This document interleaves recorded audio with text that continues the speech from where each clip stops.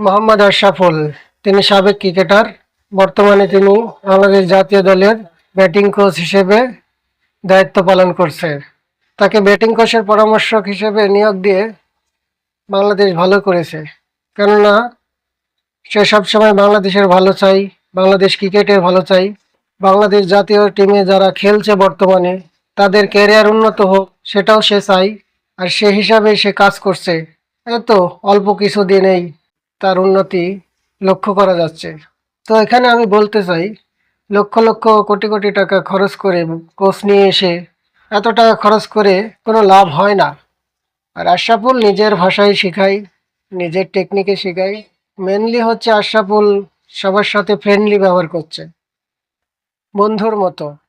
আর একজন কোচ যদি বন্ধুর মতো না হয়, তাহলে একজন ক্রিকেটার কখনোই ভালো শিখতে পারবে না। তার সাথে সম্পর্ক দূরত্ব হবে। আর বন্ধু হলে দূরত্ব হয় না, সম্পর্কটা একদম কাছে চলে আসে।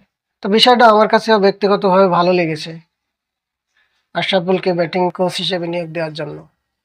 আমি চাই প্রত্যেকটা ক্ষেত্রে যেন কোচিং প্যানেল, বিশেষ করে জাতীয় টিমে, সবাই বাংলাদেশি হোক।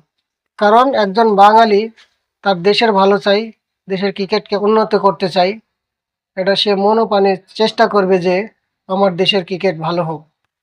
তো বন্ধুরা, ভিডিওটি যদি ভালো লাগে তাহলে আমার চ্যানেলটি সাবস্ক্রাইব করে দিও। ফেসবুক টিকটক হলে ফলো দিও। তোমরা সবাই ভালো থাকো। আসসালামু আলাইকুম।